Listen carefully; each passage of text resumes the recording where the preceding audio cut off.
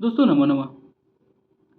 हमारे प्राचीन ऋषि केवल अध्यात्मवेत्ता ही नहीं थे, बल्कि वे एक उच्च कोटि के मनोवैज्ञानिक भी थे, जिन्होंने हमारे जीवन की छोटी छोटी व्यवहारिक समस्याओं को सुलझाने के लिए इतने उच्च कोटि के सुझाव दिए हैं कि उनका कहना ही क्या। आजकल के तमाम आधुनिक शिक्षाविद भी उस तरीके से उस सीधे सपाट शब्दों में सीधी सपाट कथाओं के माध्यम से उन जैसे सुझाव नहीं दे सकते जितना कि उनके द्वारा रचित कहानियों में हमें मिलता है। यद्यपि वे कहानियाँ पढ़ने पर सीधे सीधे तो हमें आध्यात्मिक और धार्मिक प्रतीत होती हैं, किंतु यदि हम उनके मूल में जाएं तो उनको यदि हम अपने भौतिक जगत में भी उतार के देखें तो वे उतनी ही सार्थक होती हैं जितना कि वे आध्यात्मिक जगत में होती हैं। अब यहाँ एक कथा आती है उपमन्यु की। अगर हम इस उपमन्यु की कथा को ही लें तो हमें यह ज्ञान होगा कि किस तरह से हमें अगर कुछ प्राप्त करना हो तो हमें सर्वप्रथम अपने सुख का त्याग करना होगा। हमें कठिन से कठिन मेहनत करने के लिए तैयार रहना होगा। यदि हम कठिन परिश्रम और कठिन श्रम करते हैं तो निश्चित रूप से हम अपने श्रेष्ठतम की प्राप्ति कर सकते हैं, जैसा कि उपमन्यु की कथा में वर्णित है। तो इसके पहले कि मैं उपमन्यु की कथा आगे प्रारंभ करूं, आगे बढ़ूं उपमन्यु की कथा में, आपसे निवेदन है कि कृपया इस चलचित्र को लाइक कर लीजिए और इस चैनल को सब्सक्राइब अवश्य कर लीजिए। तो आइए आगे कथा में हम प्रारंभ करते हैं। धौम्य ऋषि का आश्रम होता है। धौम्य ऋषि के गुरुकुल में उपमन्यु नामक एक शिष्य पढ़ने आता है। वह एक बड़े ही संपन्न सेठ का पुत्र होता है, तो उसे किसी चीज़ की अपने घर में कमी तो थी नहीं। तो उसने अगर पानी भी मांगा होगा तो उसे के सामने दूध प्रस्तुत किया हो गया होगा। वह गुरु आश्रम में आकर के अपनी सारी लालसाओं को, सारी इच्छाओं को वह त्याग तो देता है, लेकिन भूख की वासना से वह मुक्त ना हो सका। भूख उसे लगती रही। वो बड़ा ही भुक्खड़ किस्म का था, तो भूख पे उसका नियंत्रण नहीं हो सका। गुरु उसे देख रहे थे कि यह इसने योगादि का अध्ययन कर लिया है, शास्त्रों का अध्ययन कर लिया है और इसने ध्यान धारणा में ये इतने आगे तक बढ़ गया है कि 3-3 घंटे तक यह समाधि में लीन रहता है। यह आत्मज्ञान के पथ पर भी बहुत आगे बढ़ गया है और अपने समूचे जीवन को इसने परम तत्व की ओर मोड़ दिया है। लेकिन एक ऐसी बात है, एक ऐसा दुर्गुण है जो इसके शरीर से अभी, इसके मन से अभी नहीं जा रहा है। वह दुर्गुण था अन्न के प्रति वासना, अन्न का मोह त्याग देना। अब यहाँ यदि हम इस अन्न के प्रति मोह को धन आदि के प्रति मोह से उसकी तुलना करके देखें तो हम इसको भौतिक जगत में भी इस तरह से देख सकते हैं कि कोई भी व्यक्ति सत्कर्मी सत्कामी तब तक नहीं बन सकता जब तक कि वह भौतिक लालसाओं के वश में रहेगा। भले ही वो कितना कुछ कर ले, भले ही वो ज्ञान की हजारों लाखों किताबों का ज्ञान वो अपने मस्तिष्क में संचित कर ले, लेकिन उसे उसे अंतिम सत्य की प्राप्ति तब तक नहीं हो सकती जब तक इन लालसाओं से वो मुक्त नहीं हो जाता। वह निश्चित रूप से कोई न कोई निम्न कोटि का कार्य करेगा यदि वह अपने लालसाओं पर, अपने लोभ पर नियंत्रण नहीं रख पाता। ऋषि पत्नी का उपमन्यु से काफी लगाव होता है। वे जब यह देखती हैं कि अन्य शिष्यों की अपेक्षा उपमन्यु बहुत आगे जा चुका है ध्यान में, समाधि में, शास्त्र अध्ययन में, योग आदि में, तो वे धौम्य ऋषि से अर्थात अपने पति से प्रश्न करती हैं कि जब इतने शास्त्रों का अध्ययन कर लिया है और वो ज्ञान के समस्त विधाओं में पारंगत भी हो गया है, तो आप उसे परम ज्ञान की दीक्षा देकर के अंतेवास से विदा क्यों नहीं कर देते। गुरु ने उत्तर दिया कि अभी उसमें कुछ कमी रह गई है, उसमें कुछ दोष रह गया है। वह अभी परम ज्ञान को प्राप्त नहीं कर सकता, अभी वो इस योग्य नहीं बना है। उपनिषदों में कहा भी गया है कि ऊसर में बीज नहीं बोया जाता, तो अभी उसका मस्तिष्क परम ज्ञान की प्राप्ति के लिए वैसे ही है जैसे बीज के बोने के लिए ऊसर। तो अगर हम अभी उसे परम ज्ञान की दीक्षा देंगे तो वह उसको पाने के लिए सक्षम नहीं है, वो उसको धारण नहीं कर सकता। लेकिन ऋषि पत्नी दबाव देती रही धौम्य ऋषि पर।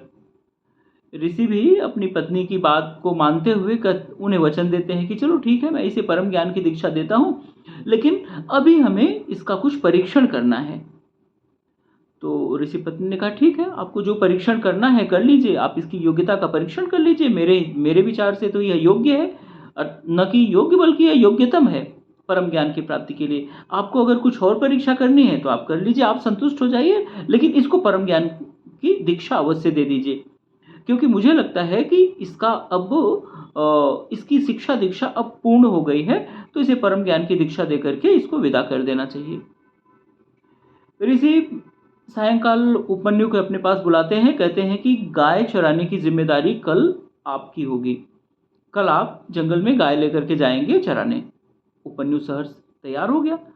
उपमन्यु के लिए तो गुरु की आज्ञा वेद आज्ञा जैसी थी। वह गाय को चराने के लिए ले जाने के लिए सुबह उठा, संध्या बंदन इत्यादि किया, गौओं को खोला, डंडे लिया, और जैसे ही वो गाय को खोला, जंगल में जाने के लिए तैयार हुआ, तो उसे लगा कि अगर वहाँ जाने पे भूख लगेगी तो क्या करेंगे। जब उसने गायों को बांधा, बगल के गांव में गया, वहाँ से भिक्षा मांगी, लेके आया और उसे ग्रहण किया। तत्पश्चात गाय को चराने के लिए वो जंगल में लेकर चला गया। शाम को जब वो लौट के आता है तो संध्या इत्यादि करते समय ऋषि धौम्य ने उससे पूछा कि तुम्हारी भूख का क्या हुआ, तुमने भोजन क्या किया। उन्होंने कहा कि मैं जाने से पहले गांव से भिक्षा लेकर के आया था, उसी भिक्षा को मैंने ग्रहण किया, उससे मेरी क्षुधा तृप्त हुई, मैंने अपने भूख को मिटाया। कहा कि तुमने बिना गुरु की आज्ञा के भिक्षा में प्राप्त अन्न को ग्रहण किया। बिना गुरु की आज्ञा के तो भिक्षान्न ग्रहण करना मतलब पापान्न ग्रहण करना है, तुमने तो पाप किया है। अब एक काम करना, कल फिर तुम गाय चराने जाओगे, लेकिन कल भिक्षा में प्राप्त भोजन को ग्रहण नहीं करोगे।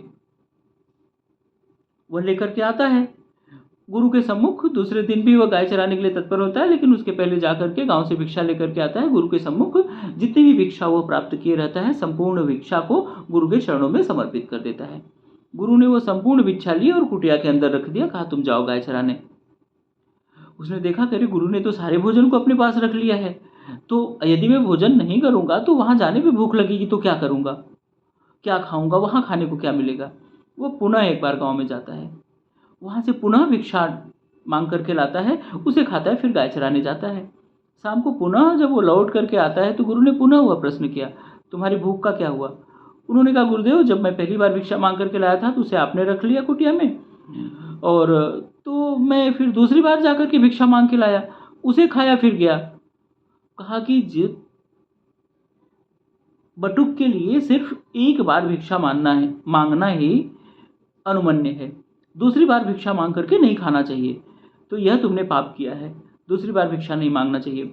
तुम कल फिर गाय चराने जाओगे। तीसरे दिन पुनः वह गाय चराने जाता है। अब कि वह अन्न भी नहीं खा करके जाता, गाय चल रही थी, दोपहर का समय हुआ, उसे भूख लगी, उसने वेदादि का अध्ययन किया, मंत्रों का पाठ किया, गाने गाए, बांसुरी बजाई, इधर उधर किया। भूख से वह तड़प रहा था, भूख पर उसका नियंत्रण न रहा। उसने सोचा गुरु ने तो भिक्षान्न खाने से मना किया है, गाय का दूध पीने से तो गुरु ने मना नहीं किया है, तो यह जो गायों के थनों में दूध लटका हुआ है, इसे मैं अगर पी लूँ तो गुरु आज्ञा का उल्लंघन कहाँ होगा। ऐसा सोच करके वह पेड़ों से नीचे उतरा और गाय के थन से उसने दूध पी लिया। शाम को लौटा, पुनः गुरुदेव ने उससे वही प्रश्न किया कि तुम्हारी भूख का आज क्या हुआ। उसने कहा गुरुदेव जी, गायों के थन से दूध मैंने दूह करके उसे पी लिया। कहे तो तुमने घोर अनर्थ किया, वह दूध तो हवन करने के लिए और गाय के बछड़ों के लिए था, उसे तुमने क्यों पिया, उसे नहीं पीना चाहिए था। अब फिर मन महसूस करके रह गया। गुरु ने इसे पुनः आज्ञा दी कि अब कल फिर तुम जाओगे गाय चराने के लिए। चौथा दिन था गाय चराने का, वह पुनः गया गाय चराने। अब कि वह लेटा रहा, उसने प्रतिज्ञा की कि मैं दूध नहीं पीऊँगा, कुछ नहीं खाऊंगा, अब मैं अपने भूख पर नियंत्रण करके रहूँगा। लेकिन धीरे धीरे उसका संयम डोलता गया, क्योंकि उसका भूख पर नियंत्रण नहीं था। अन्न की वासना उसके मस्तिष्क से चौथे दिन भी नहीं जा पाई। उसने देखा कि गाय के बछड़े दूध पी रहे हैं, तो उनके मुंह से कुछ झाग निकल रहा है। उसने सोचा गुरु जी ने तो कहा है कि दूध नहीं पीना है, भिक्षान्न नहीं खाना है, झाग के लिए तो मना किया नहीं है, और झाग में क्या है। तो बछड़ों के मुंह से निकलते हुए झाग को खा करके उसने अपनी क्षुधा की तृप्ति की। शाम को पुनः गाय चरा करके वह लौटता है आश्रम में। गुरुदेव ने पुनः वही प्रश्न किया, आज तुम्हारी भूख का क्या हुआ। तो उसने जवाब दिया कि गुरुदेव, बछड़े जब दूध पी रहे थे तो उनके मुंह से निकलने वाले झाग को खा करके मैंने अपनी भूख तृप्त की। गुरुदेव ने कहा, यह भी गलत कार्य तुमने किया। उसी झाग में ही तो दूध का सारा तत्व होता है। तुमने बछड़े के शरीर में जाने वाले सत्व को उनके शरीर में न जाने दे करके तुमने स्वयं ग्रहण किया। यह गलत कार्य तुमने किया। कल एक काम करो, कल पुनः तुम गाय चराने जाओगे। 5वें दिन पुनः उपमन्यु गाय चराने के लिए जाता है जंगल में। अब 5वें दिन जाकर के उसने दृढ़ प्रतिज्ञा कर ली कि आज तो मैं अपने भूख पर नियंत्रण करके ही रहूंगा। गुरुदेव जी मुझे जिस कसौटी पर कसना चाहते हैं उस कसौटी पर मैं 100% खरा उतर के गुरुदेव जी को दिखाऊंगा कि देखिए मैंने अपने भूख पर नियंत्रण कर लिया। पूरे दिन मैंने गाय चराई और एक अन्न या एक फल का कोई टुकड़ा भी मैंने नहीं खाया। गाय चरा दिन भर तो उसने किसी तरह अपने भूख पर नियंत्रण कर लिया, लेकिन जैसे ही वो लौट रहा था रास्ते में सेहुण के फूल उसको दिखाई देते हैं। बड़े सुंदर सेहुण के फूल थे। सेहुण कोई वृक्ष होगा उस समय का। तो उसके फूलों को देख करके उसका मन लालायित हो गया। वह यह भी भूल गया कि ये सेहुण के जो फल हैं ये जहरीले हैं। वो भूल गया और हाथ लपका करके सेहुण के फल को तोड़ने की चेष्टा की। जैसे वह सेहुण को तोड़ता है उससे दूध की एक धार उसके आँख में पड़ जाती है और उसका जहरीला दूध उसको अंधा बना देती है। चारों तरफ उसके अंधेरा छा गया। वो बड़ा खिन्न हुआ। उसने अपने आप को कोसा कि गुरुदेव जी की आज्ञा का मैंने पालन नहीं किया। गुरुदेव से वही मन ही मन उसने प्रायश्चित किया। गुरु से क्षमा मांगी कि गुरुदेव मुझे क्षमा करिए, आपकी कसौटी पर मैं खरा नहीं उतर सका, मैंने आपकी आज्ञा का पालन नहीं किया, इस पाप स्वरूप मैं अंधा हो गया हूँ। और वह धीरे धीरे गायों की टापों के आवाज़ के सहारे, खुरों के आवाज़ के सहारे वह धीरे धीरे आश्रम की तरफ बढ़ने लगा। किंतु चूंकि वह अंधा हो गया था, रास्ता उसे दिखाई नहीं दिया और रास्ते में एक खुला कुआं था, उसी कुएं में वह गिर गया। कुएं में पानी था, लेकिन सौभाग्य यह था कि कुएं में एक पत्थर था, जिस पत्थर को पकड़ करके उसी पे वो लटका रहा। गायें आश्रम में गईं, बांधी गईं। गुरुदेव ने देखा कि गायें तो आ गई हैं, लेकिन उपमन्यु कहीं नहीं दिखाई दे रहा है। ऋषि पत्नी को भी चिंता हुई कि कहीं रास्ते में उसे सांप तो नहीं काट लिया। वो भूख पर नियंत्रण नहीं रख पाता था। दिन भर गुरुदेव ने उसको भूखा रहने की ऐसी कठिन परीक्षा में डाल दिया कि कहीं वो भूख से मर तो नहीं गया। या किसी अनहोनी की आशंका से भयभीत होकर के सारे लोग जंगल की तरफ भागे जिस तरफ वो गाय लेकर के गया था।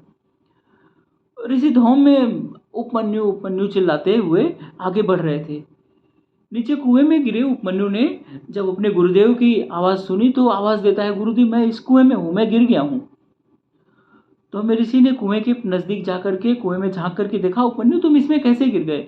उपमन्यु ने कहा, गुरुदेव जी मैंने आपकी आज्ञा का पालन नहीं किया। मैंने सेहुण का फल तोड़ करके खाना चाहा, उसके दूध से मेरी आंखें अंधी हो गई हैं, अब मैं इस कुएं में ही मर जाऊंगा। गुरुदेव जी ने कहा, तुम धैर्य धारण करो, तुम मरोगे नहीं। तुम एक काम करो, तुम अश्विनी कुमारों की उपासना करो, वे आएंगे और उनकी कृपा से तुम्हारी आंखें ठीक हो जाएंगी। अब उसने अंधे उपमन्यु ने आर्तनाद के साथ अश्विनी कुमारों की उपासना की। अश्विनी कुमार उनकी आर्तनाद सुन करके रह न सके और वे प्रकट हुए और उसकी आंखें देख करके वे शहद उसको देते हैं। कहते हैं कि तुम ये शहद खा लो, तुम्हारी आंखें ठीक हो जाएंगी, तुम्हारी ज्योति पुनः आ जाएगी। उपमन्यु ने वो शहद खाने से मना किया। कहा कि नहीं, जब तक गुरुदेव की आज्ञा नहीं होगी तब तक मैं नहीं कुछ खाऊंगा। उन्होंने कहा, अरे तुम्हारे गुरु ने भी तो एक बार इसी तरह से बिना अपने गुरु की आज्ञा के शहद खा लिया था, तो तू क्या अब अपने गुरु से भी बड़ा है?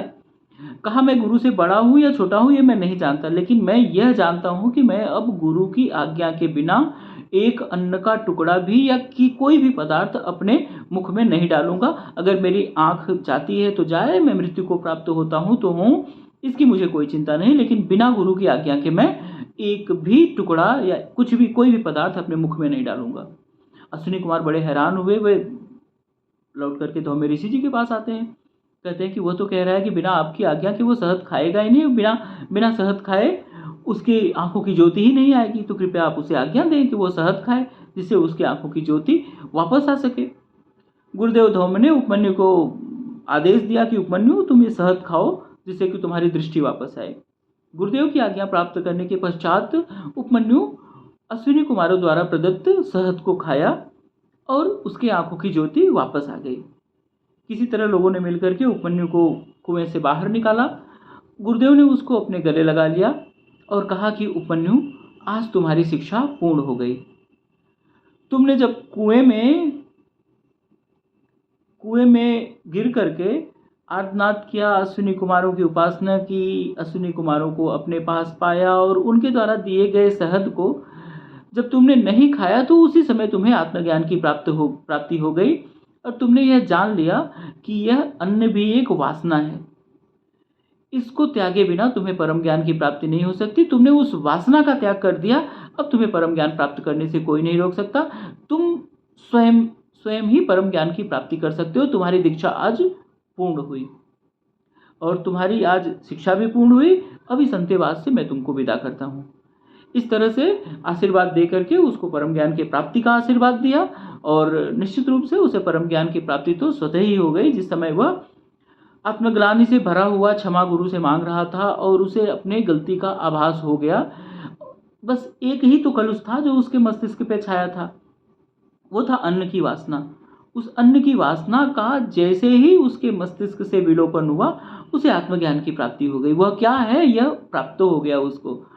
उससे मृत्यु का भय जाता रहा, वह अभय हो गया।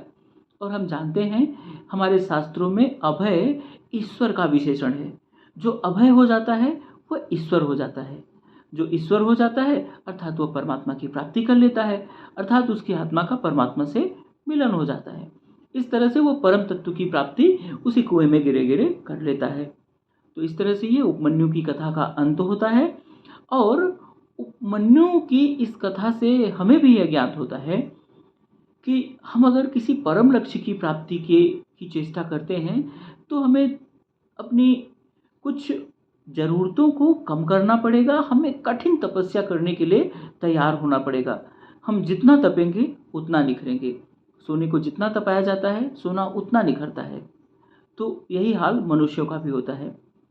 आशा है कि यह कहानी आपको अच्छी लगी होगी, प्रेरणाप्रद लगी होगी और इसी तरह की अन्य कहानियों को सुनने के लिए आप इस चलचित्र को लाइक करें, शेयर करें और कृपया इस चैनल को सब्सक्राइब करें ताकि मैं जब भी कभी अन्य कथा को मैं इस चलचित्र पर अपलोड करूं, इस चैनल पे अपलोड करूं तो आप तक ज़रूर पहुंचे।